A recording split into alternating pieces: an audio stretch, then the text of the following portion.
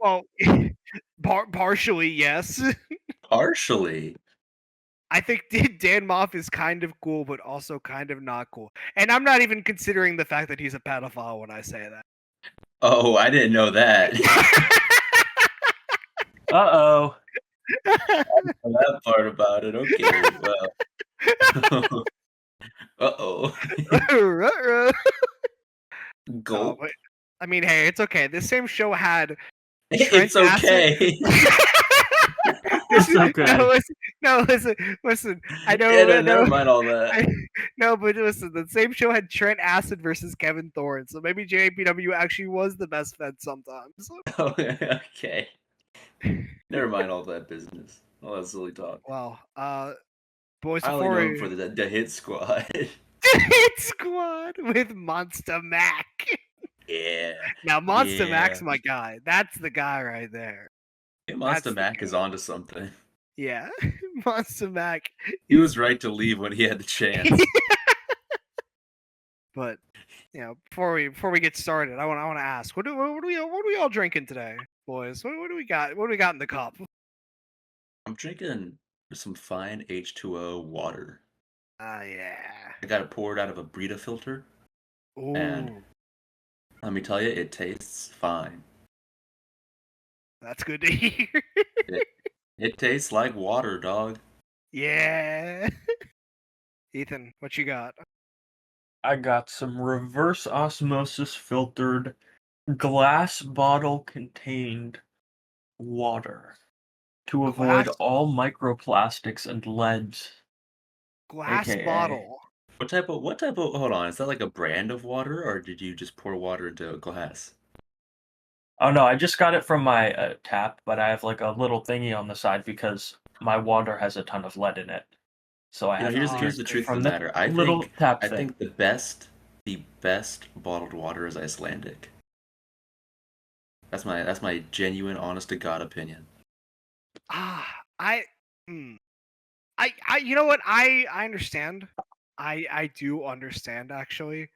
I don't. What are you know drinking, if I agree. So I'm drinking. Usually I drink water, but I had a little bit of diet root beer left over, so I was gonna fill up my my bottle with that.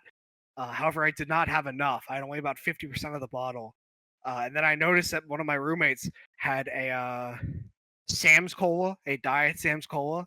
So I decided to take a gamble, a risk, and I 50-50 it. 50% root beer, 50% Sam's Cola. I'm not sure what the taste double is the right diet, now. So it's double as healthy. Yeah, you're right. Exactly. It's double diet, which means I'm actually like gaining health particles. Wow. It's giving me a health boost. But I'll report on what the flavor is once I figure it out, because I'm still not sure. I mean, does the flavor even matter? All we know is that it's healthy, and that's really at the end of the day the most important part. That's true. It's no Icelandic water, but I'm sure it's good. Now listen, okay, I understand Icelandic water. I do understand. I don't know. I personally am a big fan of Fiji water. I know it's brother. I know. Oh, brother. I know it's the McDonald's of good water, but good little bit of Fiji water. It's not even that good. It's good. It's solid. It's solid. It's a good cold Fiji. Come on, man.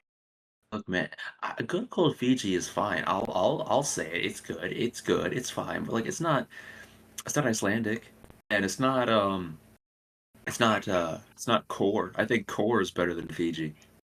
Okay, now you're yanking my chain. Brother, I would never yank someone's chain. Listen, man. I would never. Listen, maybe I'm crazy, but like, core tastes the same as fucking Ozarka or something. Look, man, I'm not even like. Look, I don't even think that core is like that good or anything. I just think that Fiji, it's okay. I think Voss is a better like premium brand water than Fiji is, and that's like the two elitist waters. Okay, now you're just fucking with me because there's no such thing as Voss water. It's just not real. You've never heard of Voss You've never water? heard of Voss? I disagree completely, Cake. I think Voss water just, I don't know. There's something about it that just doesn't interest me. I mean, look, again, I think they're both very overrated. I think they're both like huge frauds in the water scene. I think they're industry plants, but I do think that Voss. If I had to pick one, I would go with Voss. If I had to No, pick do you know one what the water at best all, I'd go water with is, though? What's the best Icelandic. water? We've been over this. No. Ethan, I want to hear your opinion. No. I think the best water you could possibly get is, just go outside, find the closest local water source to you, and just drink freely from there. I think Deer Park is also really good, but unfortunately, it's banned. It's banned. It's not banned. It's just it's made by Nestle. I would want to drink Nestle water. I see. It's one of the best waters I've ever had in my life, though. It's like a local brand of water. I don't think you can get it anywhere except for like the states that I'm located in. It's very much like a location specific brand of water. So when I first moved out here, I was like, "Oh, I've never heard of this before. It must be like local. I'll give it a try." It's to this day, I think, the best like name brand bottled water I've ever had. But then I was telling my friend back home about it. I was like, "Yo, this thing is crazy as hell." But then they were like, "Well, you're not gonna believe who owns it," and they told me it was Nestle. And I was like, "Man, I gotta And it was a heartbreaking day. It was a horrible day for me, dude. Listen, Cake. I don't want to, I actually do want to say this because I want to get you in a good mood, starting into a new podcast recording. Have you heard the news? About what? Well, you see, Deer Park Spring Water Mhm. was owned by Nestle Waters from 2002 to 2021. In 2021, they sold the brand. Nestle is no longer involved in Deer Park Spring Water. Now, where are you reading this? Where's the proof? Well, I'm trusting the good people of Wikipedia, and they could be lying to me. They could be lying. But They could be lying. He sounded so Trumpish when he said that. But they could be lying. They could be lying. I trust Wikipedia. They're good people, trustworthy people. Hold on. Let me read this history. Okay, hold on. Oh, where are you seeing? I'm on the Deer Park Water Wikipedia page. It's a good page. You should read it. One of the best waters, folks. One of the best. The best. I'm not seeing anything about. Oh wait, hold on.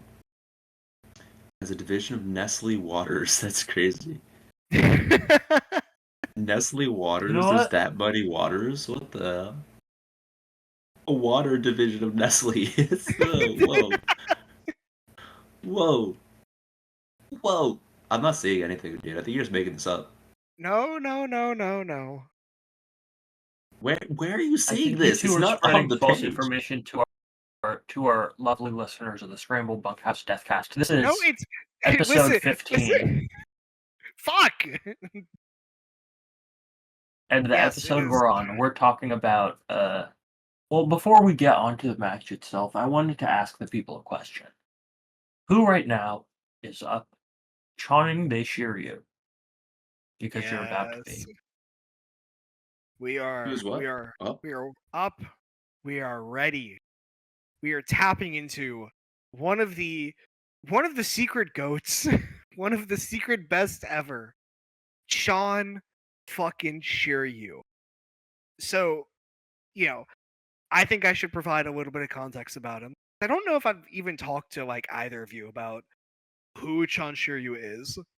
Chon Shiryu, nicknamed the Kung Fu Warrior, is a wrestler who first debuted at some point in 2000. The story was that he was an exchange student from a professional wrestling study group at Peking University. He runs his own fed that's a subsidiary of DDT called New Beijing Pro. The logo is the New Japan logo, but it's got a dragon instead of a tiger. Wow. And that's really kind of it in terms of origins and like early career stuff. We know nothing about his like who he is, what he does, where he's from. I mean, he's billed from Beijing, but we do know that he has legitimate kung fu training from China. Like, he was actually there getting trained in kung fu. He still goes there a lot. And he's pretty much just a staple indie guy. He's worked for so many feds over the years. He's still super active nowadays. Nowadays he's with Gato Move. He's been with them for like years and years now. He still has like 100+ matches a year, like every year or something. But Wow. he's a guy that's kind of like a. I don't feel like he's ever really gotten a fair shake. Like, he has some ratings, of course. There's a lot of people that watch Gato Move, but I feel like a lot of people haven't seen his work outside of like recent stuff, just because, the farther you go back, the harder it is to find. He wasn't appearing on TV much. He was working for a lot of indie feds where finding footage is difficult. Luckily, I was able to get my hands on footage of Style E, which is a promotion formed by a collection of Kiyoshi Tamura trainees, and like all the shows happen in Tamura's U-File Camp Gym. He was a pretty big deal in Style E for a while, and this is 2011. This is January 15th, 2011. And this is kind of his peak in Style E, and it is him facing Masashi Takeda for the Style E openweight title. Indeed. Now, John, I have it under good authority that this match allegedly makes the Jom Sham 100. Is this true? It does. If I were to pull up the page right now, the spreadsheet, my secret, super private spreadsheet of top 100 matches. Your pride and joy. My pride and joy. Everything that I've ever done in my life has been building towards this. It is currently It's currently 69. Yes, it is currently number 69 on the list. Wow. I needed to cut you off there because I also have access to the super secret Jom's secret 100 spreadsheet. I do want to say I'm surprised at the amount, like the sheer volume. There are at least like 15 Will Ospreay matches on here. I'm going to kill you with a brick. I'm going to come to New Jersey with a brick and kill you. I'm going to fly to New Jersey. That sounds oddly reminiscent of the Havoc Osprey series, if I have to be honest. Don't Seems like you're taking a lot of inspiration from those guys when you say kill with a brick. Don't. I agree. Ooh, I'm balling up my fist right now. I'm pointing it at your name on the Discord window on my computer. Ooh, what are you doing? Huh? So many incantation spells. 6 EC3 matches, John? Ooh. Well, EC3 is the GOAT. I'm actually kind of calmed down now. EC3 is awesome. Whoa. I mean, you should have said at least. You should have had at least like 12 EC3 matches. That's true. And 3 of the matches that I have listed from EC3 are just the Brodus Clay match, or the. This is one of them that we're talking about right now. Oh well, there's 3 of them on the list. They're the same match, just they're placed at different points. I get that. It was the opening, the heat segment, and the closing stretch. Yes, exactly. It is also this match is also on my top 100, by the way. Is that so? Where would you place it? Yeah, where'd you put EC3 versus Tyrus? EC3 versus Tyrus is number 4 right now. It just knocked off Daisuke Ikeda versus Yuki Ishikawa. Or no, it just knocked off the 10-30-96 tag that we talked about last week.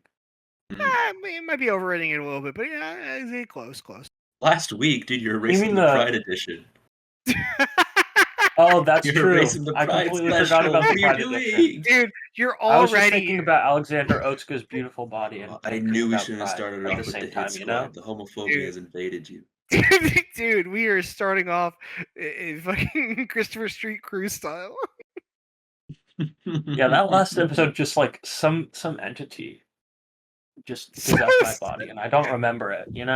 Some entity possessed your body and made you not homophobic for a single recording. It's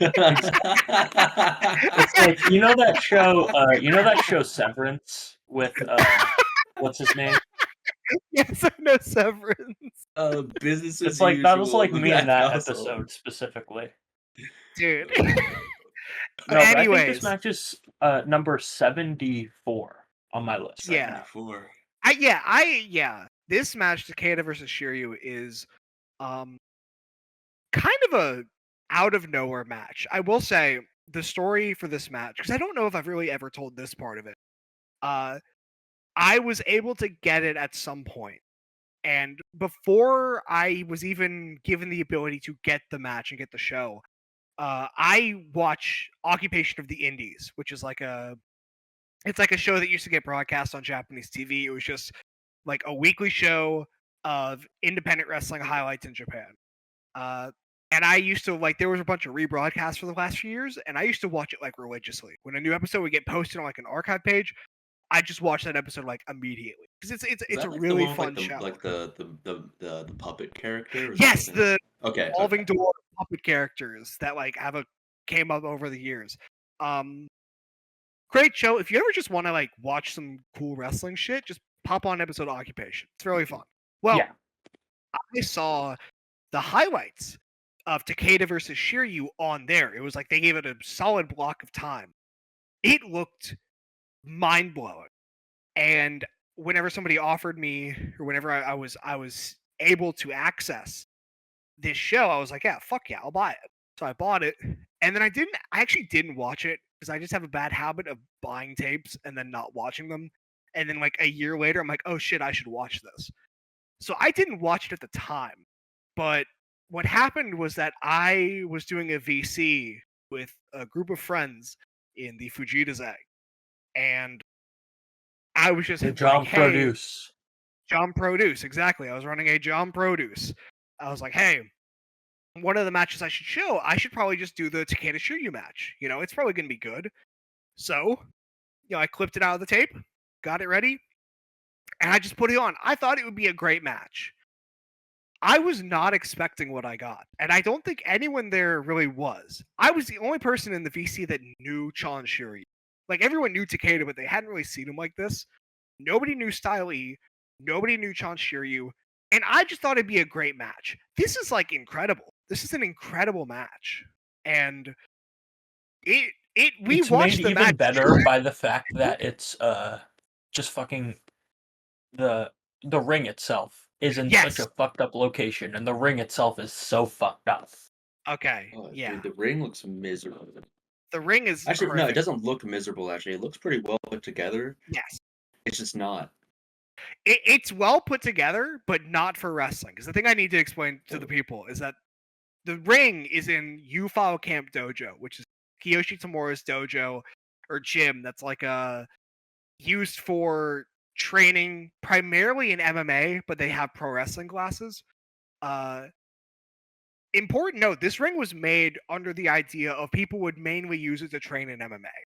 So they don't have ropes. What they have is they have the metal cables. They have the steel cables, and they just have a plastic shell on top of them. Instead of an actual base for the ring too, it's just like a thin layer of padding with a canvas on top. It is really well put together considering how ramshackle it is. And how no budget it is, but God, it's got to be a bitch to bump in. Yeah, and the ropes I think are made that way so you avoid staying on them for so long. Yeah, and because the ropes are made to avoid staying on them, they are not very easy to get momentum off of when you run the ropes. It looks like they're in physical pain whenever they're thrown into the ropes. Or alternatively, you're not meant to springboard off of them, which Chon Shiryu does at multiple points, and it looks horrifying. He lands it perfectly at the time. But yeah, it looks like he's gonna break them. They're swinging underneath him as he's doing it. These are ropes that are not meant to be wrestled on. But these guys are. He does it anyways. Yeah, by sheer force of will, they are wrestling on the ropes. But yeah, Shiryu is just a complete I would go so far as to say, for a guy that is such a gimmick wrestler, his gimmick is Kung Fu guy, he's a complete package to me. He has a very good understanding of basic wrestling stuff like grappling. He doesn't do it a lot, but during the early portion of the match, you can see he understands it. His striking is amazing. He knows Kung Fu. He's really good at doing Kung Fu. his athleticism is amazing. He has really jaw-dropping stuff. He's a damn good seller. But more than anything, he is just oozing so much swag. He is Oh the yeah. coolest motherfucker in the room. He walks to the ring, pep in his step, strutting around the ring like nobody's business. And Chon Shiryu does not get to work as a heel a lot. Usually he's the fun karate or fun kung fu guy. That's usually his thing. But in Style E, he is like a very, very explicit heel. And he is such a bastard. Like, stomping on Takeda's neck and then just, like, fucking swag walking. I don't know how else to describe it. I don't know how else to describe it. He's just, like, arms slumped over, walking around the ring, head held high. There is nobody else that is as cool as Chon Shiryu in multiple points of Yeah. this match ever. He looks like he's walking down the golden brick road, dude. He's like perfectly happy. He also just uses everything that he possibly can. At some point, he chokes him out with streamers, which is pretty fun. Yes, he hits him with shoes. And it's all just entirely just because he wants to. What's your least favorite word? But Chon Shiryu, he has aura. Oh. Mm. He said the line. Not Armani alarm going off crazy. He just looks like I like the fact that like all his heat is like it's just because he wants to do it. He's not even like trying to prove anything. He's like, yeah, fuck it. Yeah, I'll lean you over for a second and slap you on the back as hard as I can, and I'll ref down and use the step stools because I want to. I'll knee the ref in the back of his knees and then jump off of his back to do a springboard kung fu kick to the face to the outside. Because I feel like doing it. Yeah, because I can, and I'm awesome. And who's gonna stop me? Nobody. Do you not see the name on the marquee? Do you not know who's wrestling in this match right now? You have any idea who is getting owned? Because it is not me. It is Masashi Takeda. Masashi Takeda, though, does get his fair share of ownage in at certain points. Yeah. At certain points, most certainly. It's at the end. At the end, he gets his ownage in. Okay. He gets no ownage. Well, there is one period of time where he gets ownage because it's and I have to mention this because it's incredible. It's the point when Chon Shiryu runs off the ropes and goes for like a tornado kick, and Takeda ducks it. And of course, because fucking Chon Shiryu is the coolest ever, he lands on his feet after the attempted tornado kick. But then Takeda comes swerving in and hits the fucking gore. He hits the gore just out of his damn boots, and that starts Takeda's that starts his like period of time in control. He's like hitting the spinning belly to belly and the dropkick in the corner, and he does an ankle lock where he is torquing the hell out of Chon Shiryu's ankle. Yeah, it's a sick ankle lock. Yeah. But yeah, it looked gross actually. I remember that one very much so. Yeah. It was a nasty torque. But Chon Shiryu, he eventually he gets back in the zone and he starts rattling off kicks, which I said earlier, he's got amazing strikes, but really, this guy's kicks are so awesome because it's not just like, oh, they're connecting well and they look cool. They're so unique. Like, there's nobody else doing this type of work like him. Like, he does a running kick in the corner, like to the face, where he flies over the top rope. He swings back in and hits a spin kick to the dick. And then he runs off the ropes and hits a 619 to the ribs of Takeda in the corner. It's like, nobody else is doing this. Nobody else is doing any of those moves. It is exclusive to Chon Shiryu. Chon Shiryu copyright on that kick combination. And it's mind-blowing that this guy is just so unique and so talented in everything. And this type of work is just really never seen because it's like all hard to get and all kind of in very secretive, corners. But man, the only thing we don't really see from Chon Shiryu in this match to prove that he's a great wrestler is selling. And the reason I say that is because everything that he gets hit with, I can imagine somebody being genuinely fucking amazed and confused by. Yeah, because but like he is fascinating. He's a great defensive wrestler. He knows exactly what to time his comebacks or like just the dick kicks and stuff when he's on the defense. He Yeah. is Yeah, just you're making a really, hard really vouch for him special. being one of the best ever while we were watching this. Yeah. I will say, Were you being ironic mostly when you said that, Ethan, or do you really think this guy's got what it takes to be like an all-timer? yeah. No, I haven't seen any other Chon Shiryu match besides Oh, this, okay. but this match is like this match makes me believe that if I see more Chon Shiryu quite like this, I would happily put him in the Takeshi Ono, Kazunari Murakami, Hacksaw Jim Duggan tier of guys that I think are really, really special. Wait, okay. I just want to check. Were you not there for the produce after where we showed him and Dick Togo in the ice ribbon area? Oh no, I was. You were, yeah, okay, and that match is also great. Like, it's not this level, but That's a it's a great great match. match. Yeah, in Ice Ribbon, one of the tag teams for a bit was Chon Shiryu and Togo, which was Dick Togo, canonically also from Beijing, doing kung fu with Chon Shiryu, Oh yeah, and lest we it is, forget where he's canonically from. yes, he is Yeah. canonically Chinese. um, but yeah, this is a. I do agree with Ethan. I think I'm also in the same area of. I still don't feel like I've seen enough Chon Shiryu to say for sure, but I feel like I've seen more Chon Shiryu than most, especially from this time period, because I'm working my damnedest to get my hand on Ice Ribbon tapes and on Style E tapes and everything. And just based on the stuff I've seen so far, like there is a good chance he'll pop up in my top 100 if I ever do a top 100 wrestlers, which I will not, because that sounds like hell. I'm not putting Mm-hmm. myself through that. But I will say, just if a theoretical list was to be built inside my brain, Sean Shiryu would most likely be on that list somewhere. He is a he feels like a special wrestler. Like he's a one of one professional wrestler. Um and we talked about, oh, he does the kung fu, it's awesome. I think now we need to start talking about the bombs, because Yes. the bombs in this match are, and I do not say this lightly, like, these are maybe some of the best bombs ever in all of wrestling. These are like biblical level shit.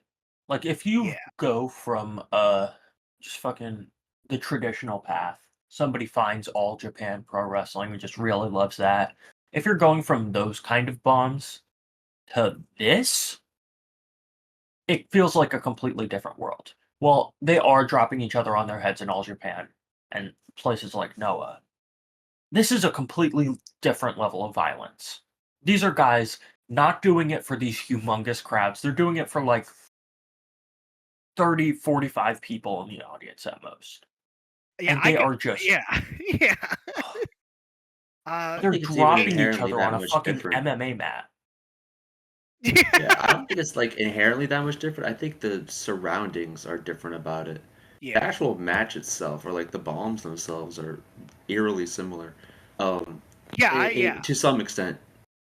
I think there's definitely more sick in the head ingenuity in terms of the bombs, because like you think of other big stuff, it's more just like high angle sheer drop. Oh no. This is more like weird contortionist torture dropping in a yeah, sense. It's like finding a new way of putting somebody down on the mat that yeah, originally was not invented until this happened. yeah. That's Oh that's a no, great way to put it, oh because no, I'm there's not saying a that they like wouldn't be able to comprehend it. I'm completely in agreement with you. It's just like a different kind of violence that it's like I don't know, it feels like it would be more of a revelation that, oh, you don't just have to do the sheer drop shit. You can drop people in weird ways yeah, and you it can do a not be a botch.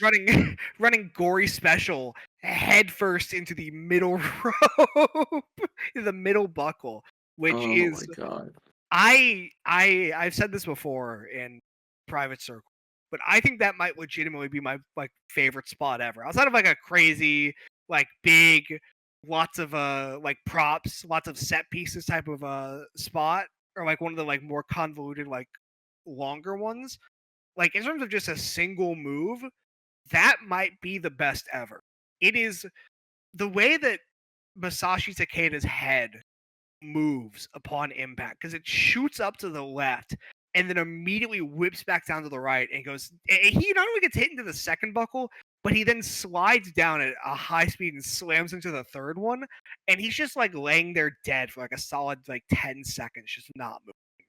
It looks like he Every looks time like I he broke his watch this neck. match, every time I watch this match, especially with John, I have to comb over that moment like the fucking Zapruder film. Yeah. You have to read it time and time and time and time and time and time again because it is. I don't even know what to call it besides, disgusting, incredible, unbelievable. I don't really know what was supposed to happen. Like, I don't know if that was the planned spot or not.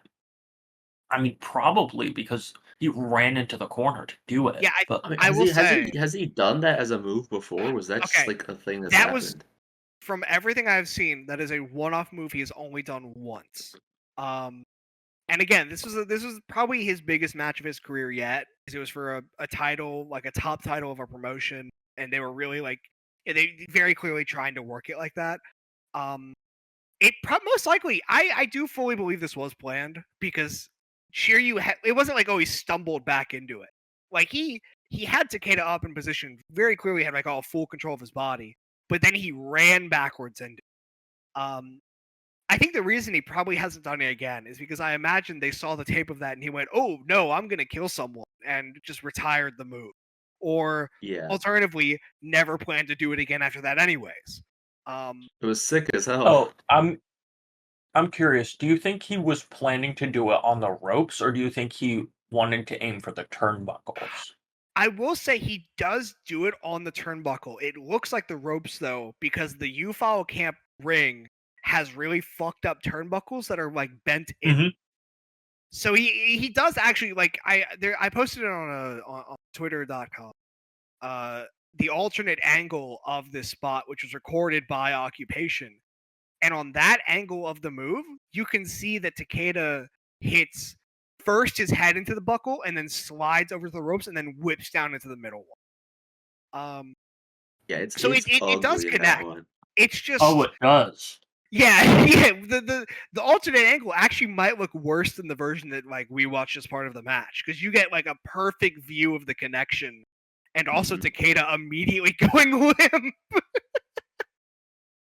Yeah, I mean, it's crazy. I think if like Takeda was like a more scared wrestler, he would have dropped a receipt. But I think he understood. Well, I think he understood. I No, he no, did no, no. drop a receipt. I think that was similarly just like what was planned to Yeah, happen. no, I I think he was probably, just yeah. doing what he was do. I think he was just cooking. I think he was I just think, cooking. yeah, I think they just mutually agreed to Yeah. cook, especially considering the move relatively soon after that. I think they just agreed to cook. Um, but yeah, no, gory special into the buckle, incredible spot, maybe the best spot ever for me. But then, uh, Shiryu grabs him, puts him up on the top rope. He's gonna do a Rana or something, and Takeda somehow is fighting from the top rope trying to stop him. He's throwing like headbutts to get him down, and Shiryu runs up the ropes, gets in the Rana position. He goes for the Rana. Takeda holds on, and he kills him with the most brutal super bomb, where Takeda's head bounces against the ground like a basketball. Yeah, that's easily the Yes. most ugly power bomb I've ever seen. Ever. it's so fucked. Like, we It's not rewound even a it, normal power and bomb. It no, goes like it's he doesn't land on his back whatsoever. It's all on his no, shoulders. it's all shoulders. And when we rewatched it, like slowed it down, like 0.25 speed style, uh, he hits the mat. Immediately, his head shoots up and then shoots back down again. So he actually got his head dribbled. His head dribbled off the ground for a little bit. Um, and the human head is not meant to do that. Shocking enough. So Not on this ground. no, yeah, that's another thing to consider. I'm saying all of this, and it's worth reminding that this is like the most fucked up ring ever, and that it's like no padding.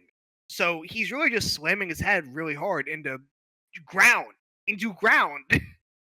um, Yeah, and that's a big 2.9999. Big 2.99 Fire Pro style for the Super Death Bomb from Masashi Takeda, which equally as the corner gory special, I have never seen Takeda do that again either. That's a one off for him too. Oh, do you know what got an They were even just busting out things they've closer never done to before. a 3? Do you know what Closer to what? got an even closer to a 3 count for it was for Chon Shiryu than either of those moves? Oh yeah, the crucifix, It fucking was pin, the sickest roll up I've seen in a long time. dude. Takeda, like, because Takeda hits that, and at that point, Shiryu is in like survival mode for like a short period of time where he's just trying to win. So he like low blows Takeda, standing La Magistral, which Cake was going wild Diving for. La 'Cause he, Magistral. He's yeah, like standing while diving. Maestro is Yeah, yeah, he insane. got him like he did it. It was like he kind of did it like a crucifix driver, but he did a Lamahi straw instead. And I don't really know how else to explain it. You kind of just have to see the move because But it's you beyond can't see the explanation. move because you can't see the style of Yeah, your you tapes. can't see. Yeah. These are my tapes. Wahaha, evil last style. Um, Match that will never be seen by anyone ever. yeah, we're hyping up the match crazy, and nobody's gonna see it. I feel so great right now. But yeah, If it's you fucking subscribe to the Vegeta's, no, sorry, the Scramble Bunkhouse Vegeta's like Deathcast Patreon. Patreon. Uh, Wow, yeah, like Lamahi Straw, Freudian big slip. 2.9. Then Takeda hits a high angle exploder and also gets a close count. Then he goes for another move. Fucking Shiryu out of nowhere gets a perfect schoolboy 2 count. Takeda flips over. Shiryu is still immediately on him. Somehow turns it into a crucifix. 2.999. Like they are getting that 2.9 for all it's worth, and I'm loving it. I'm going crazy for it. Um, and then Chun Shiryu goes for his finisher, but Takeda dodges it. Takeda goes for the Olympic slam, but Chun Shiryu dodges it, catches a lariat. Chun Shiryu picks him up and hits the Chinese gory special driver. Now I Oh, assume Yes. the people do not know what the Chinese gory special driver is. So I certainly didn't. I want you to imagine a vertebreaker, but instead of landing on your butt and like dropping them on their shoulders, you land on your knees and drop them on the tippy top of their head. That is the Chinese gory special driver. It is maybe a top 5 fucked up finisher ever.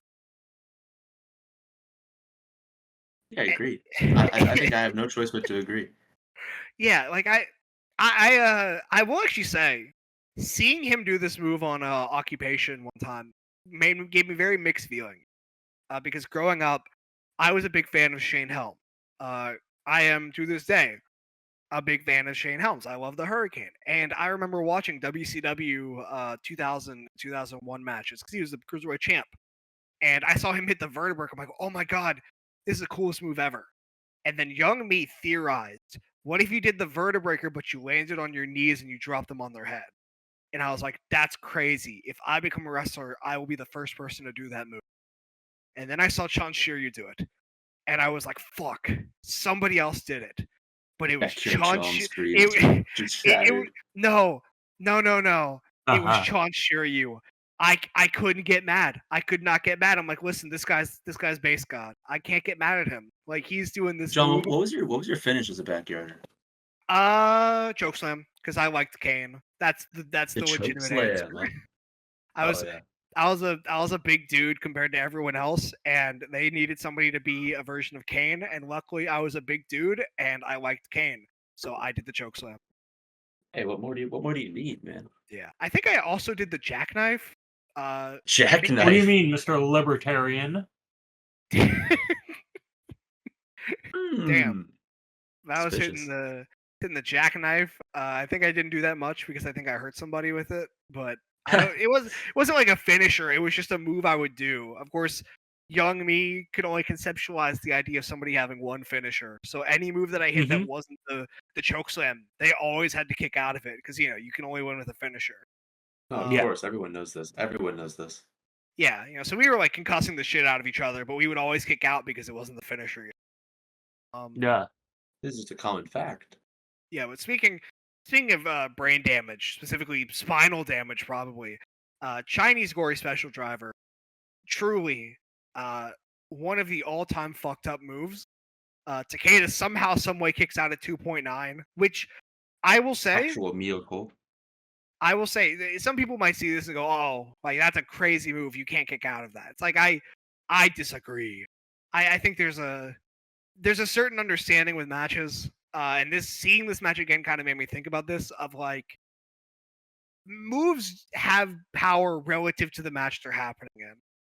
I think that's a thing that a lot of people have some trouble getting with because I see anytime there's clips of like somebody hitting a burning hammer, and it's like, oh, they kicked out at 2.9 instead of just losing at 3. It's like, oh, the burning hammer's dead. It's like, no, Kobashi's burning hammer is alive and well, and he's the only guy that did it as a permanent death move. Yeah. You should not hold that standard to other people. And of course, there are exceptions, like getting hit with a burning hammer and kicking out and no-selling does not work because usually it comes down to execution. Like in that example, and I'm talking about fucking Osprey Havoc, they treat it like the Kobashi burning hammer, and he still gets up immediately and no-sells. That does not work because the gravity has been applied to the move. They have, in that moment, treated the move like a death move and then betrayed that immediately. So when he hits the Chinese gory special driver here and Takeda kicks out, I'm okay with that because it feels like an appropriate kick out. It feels like they built it well, and it feels like they're still able to move on. And because of that, I'm okay with it. I got no problem with it. The match is still going. I'm able to buy it completely. Yeah, no, that's my 2 cents. What was that ending move? I legitimately forgot. Of like the match? Yeah. Oh, German. That's right. I don't know. Yeah. I just forgot like it ended on just a Yeah. simple German bridge after all Yeah, that. well, it was a perfect bridge, but yeah, no, it was German. A sick ass bridge. No, it was yeah, absolutely beautiful. I just forgot that like after just them going to town, I was like, all right, bridge time. Yeah, I mean, listen, that's Tamura style. That's old. That's wrestling, baby. Dude, that we talk about giving the gravity of the burning hammer because of the power of fucking Kenta Kobashi. How about giving power to the German suplex because of the power of Karl Gotch? Okay, one of these two men was called God. Okay, and it wasn't Kenta Kobashi. He was the Iron Man or the Tattoo-jin, as you could say. But Karl Gotch was God, and he hit the German suplex just like Masashi Takeda did here. Takeda kicks out. He goes on a fucking tear. Big ass German suplex directly on the head. Crazy running knee. You crush 2.999, leading into a perfect German suplex, which again, Matt's fucked up, so that looked brutal. And that gets the 1-2-3, and Takeda retains the belt in a match that went, for everything that had it going, 16 minutes. Oh man. Yeah, it's actually a breeze. It's not, it's done like immediately. Like it's a snap, finger snap. The match is done. It's quite cozy. Yeah, this is. And there are a lot of 16-minute matches out there that feel like they're 35-minute matches. Yes. So this is especially a boon to this match's case as being truly great. And I do want to say I gotta wonder what it was like to be one of the people in the building. Like, there's only 116 people there, which maybe if you from our angle it might have been hard to see, but there were a good amount of people behind the camera. But fucking 116 people got to witness this match in person, and I can't imagine what that must have been like. Like this is an incredible match, and it's one that a lot of people haven't seen for a variety of good reasons. But yeah, it's this is a special match to me. And not only do I hold it in a special place because I love the match and I think it's a great match, but just the experience of like I watched this with a group of my friends for the first time. It was so good we replayed the match 2 more times before the VC was over. Like, yes. it was a legitimately incredible experience. And every time I watch it, I think back to that, and I just think back to like this is a match that theoretically we shouldn't have. We probably should not have this match. I'm a white dude from Mississippi. What the fuck am I doing with Style E-Tape? But I got him. I somehow got him, and I'm able to watch them with the people that I consider friends. And yeah, it is an incredible fact that we're able to see this match, and the match itself is so incredible that it feels special. It is a gift to have, and I wish that you could have it, but you can't. Yeah, you're just gonna have to rely on the occupation of the Indies footage, buddy. I can send you a link to a guy with a blog that took pictures of the matches. You can look at those, but Hey, why don't you listen to this like 50 times and maybe you'll be able to know what it's like. yeah, eventually you'll be able to conceptualize the match in your head. But you don't know about all the spots. Recite it back to me, and maybe I'll think about showing it to you. You know about all the spots we didn't mention. Ooh. You people give us money. Give us lots and lots and lots and lots and lots of money, and we will consider it. Think about this. If you want to watch this match, you know what you got to do? You got to put the work in. Put the effort in. I want to see. It's not just money. It's about the message. I want you to be on the streets with a sign. I want you to be outside. Call off work. Go to your local I park. have hidden the link to this match inside of a glass bottle and sent it out into the Atlantic Ocean. The first person to find it this match? will be successful. The first person to find it will win the match. You want this match? You can have it. I left every character in the link in one piece. If you check out the link, you will see a base 64 code. It will lead you to my new ARG YouTube channel. Yes. When you solve the ARG, you will find the link to the match buried somewhere in Albuquerque, New Mexico. Guys, I just watched Masashi Takeda versus Chon Shiryu, and like they got base boosted and pitched down, and for a split second, I think I saw a QR code.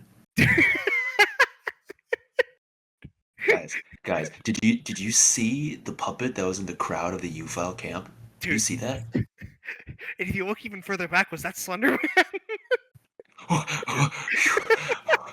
Dude, I think I need to start a new wrestling YouTube channel of like uploading like semi-rare Japanese indie matches. But like for a few frames of every match, I put a PNG of Slender Man in the background that's like hidden. so just dude, you should add the FNAF 2 ambiance sound. FNAF 2 ambiance sound. If you look really carefully, you know the one like the yes. No, we still have YouTube open. You should play that.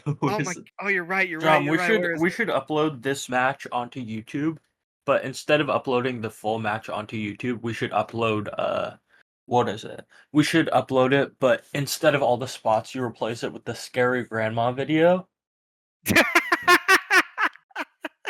Yeah, for sure. So they don't get to see anything fun. Yeah.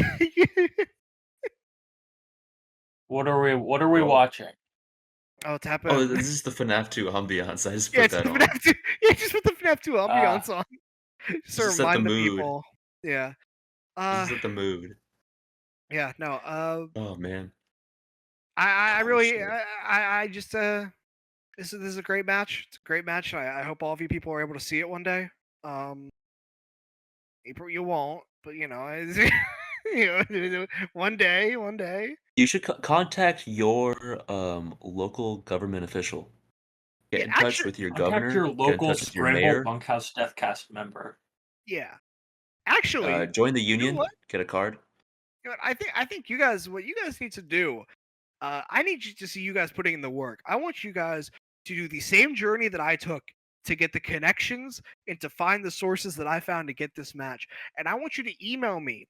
You got to find my email too. You can find it. Find my email. Send me a message with the list of all the tape traders that I have had to work with that led to me getting that tape. You work with them, you get their names, you send that to me, I'll take that as enough proof to say that you deserve to see it. Until you do that, you're not seeing this match. You're putting the work in. Too many of you motherfuckers are relying on Bureau Archive. Bureau Archive is not here to save you now, okay? They're not here to save you.